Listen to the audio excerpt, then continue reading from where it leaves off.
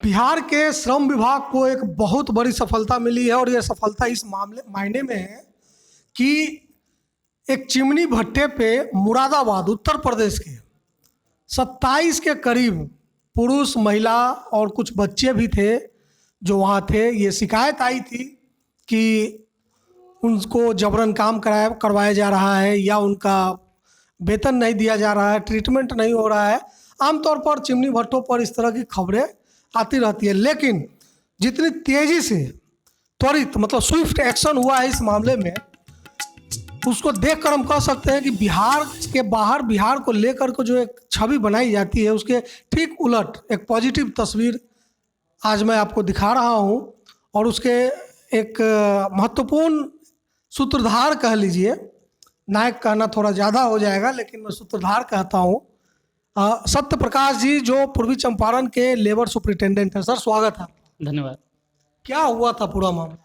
देखिए, शनिवार को 11 बजे के आसपास मुझे एक कॉल आई थाना अध्यक्ष केसरिया के द्वारा कि कुछ श्रमिक हैं जो ईंट भट्टे एनपीएस नामक ईंट भट्टे पे केसरिया प्रखंड में अवस्थित है, उसमें कुछ श्रमिक हैं जिनका कुछ राशि बकाया है और उनके द्वारा कंप्लेन किया जा रहा है कि वो घर जाना चाह रहे हैं और कुछ विषम परिस्थितियों में उनसे काम कराई जा रही है।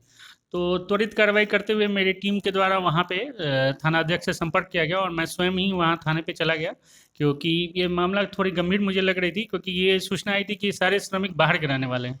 तो त्वरित कार्रवाई करते हुए हम लोग वहाँ पहुँचे। वहाँ पे जैसे ही हम लोग थाने में पहुँचे तो थाने में थानेदार द्वारा उस समय तक सारे श्रमिकों को ट्रैक्टर के माध्यम से थाने पे लेते आया गया था।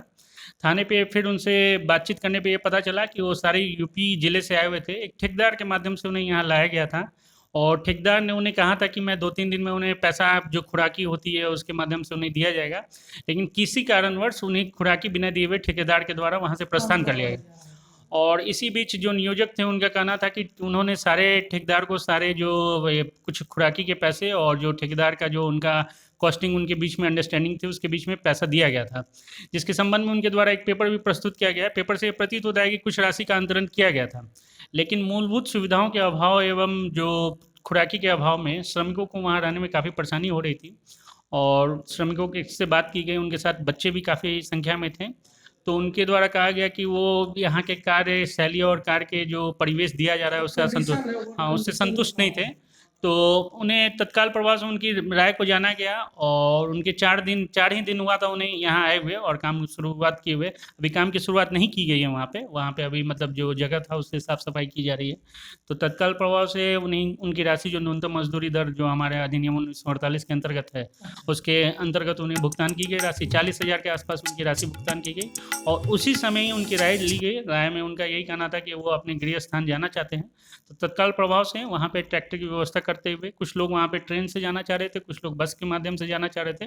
तो कुछ परिवार में जब राशि का अंतरण कर दिया गया तो उन्हें सुगमता से स्टेशन और बस स्टैंड छोड़ा गया, जहाँ से वो तत्काल प्रभाव से निकल चुके। सुरक्षित पहुंच चुके हैं अपने घर? बिल्कुल बिल्कुल। उनको कॉन्टैक्ट नंबर हमारे ज़िले में बहुत सारे पदाधिकारियों का नंबर भी लिख के दिया गया था कि किसी भी तरह की परेशानी हो घर तक पहुँचने में तो आप कॉल करेंगे और आपका कॉल अगर नहीं आता है तो हम ये मानेंगे कि आप सुगमता से पहुँच गए हैं। तो वर्तमान समय तक कोई ऐसी सूचना नहीं मिली है और मेरी उम्मीद है कि उनके एक नंबर दिया गया था जो नंबर अभी स्विच ऑफ चल रहा है, तो उसके बारे में जानकारी प्राप्त की जा रही है। तो मेरे हिसाब से अब वो अपने घर पहुँच चुके होंगे और जहाँ तक राशि के अंतरण की बात है उन्हें अपने बकाया मजदूरी की पूरी राशि दे दी गई। तो कई जगह खबर देखने को मिली बंधुआ मजदूरी ये वो, इस पर क्या मतलब आप लीगल क्या मामला है? देखिए, बंधुआ मजदूर कहना उन्हें अभी इसलिए सही नहीं होगा क्योंकि बंधुआ मजदूर की परिभाषा बहुत ही मतलब उसको बहुत कंक्रीट में आप समझें तो जहाँ पे भी ईंट भट्टों का संचालन होता है वहाँ पे परिवेश में सुविधाओं के अभाव तो होता ही है। ठीक है, अगर हम वास्तविकता की बात करें तो बस वास्तविकता सुविधाओं के अभाव और 2-3 दिन आए हुए श्रमिक का अगर पैसा नहीं मिला है उसे आप बंधुआ मजदूर की श्रेणी में कहेंगे तो ये जितने भी ईंट भट्टे का संचालन हो वो अवरुद्ध हो जाएगा। तो इसको उस परिवेश में नहीं देखा जाए, परिप्रेक्ष्य में नहीं देखा जाए, क्योंकि इनके द्वारा ये बताया गया बस कि इनको जो पैसा था खुराकी का पैसा वो नहीं मिला था। तो खुराकी का पैसा क्योंकि नियोजक के द्वारा उसके ठेकेदार को दिया गया था और ठेकेदार का ये कहना था कि मैं इनको पैसा दे के जाऊँगा और 1 सप्ताह के बाद नियोजक के द्वारा बोला गया था कि हम पैसा देंगे। तो 4 ही दिन के अंतर्गत ये सब हुआ, तो इसको बंधुआ मजदूर का नाम मेरे ख्याल से उचित नहीं। नहीं, नहीं। ठेकेदार के खिलाफ कोई कार्रवाई हुई है? ठेकेदार को ठेकेदार पहले तो नियोजक के खिलाफ, क्योंकि ठेकेदार कोई रजिस्टर्ड वर्कर था नहीं, ठीक है, और ठेकेदार से संपर्क नियोजक को बोला गया था। आज नियोजक की हाजिरी थी, जो अब मेरे ख्याल से 1 बजे तक का उनको टाइम दिया गया है।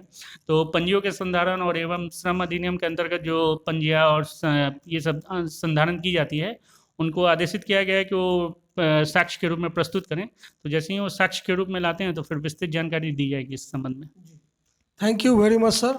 धन्यवाद। देखिए, बड़ा मतलब इंट्रो और जो बातें हुई, इससे ये साबित तो हुआ कि बिहार में इस वक्त श्रम कानून को लेकर काम हो रहा है, और ये जितने मजदूर थे उत्तर प्रदेश के थे।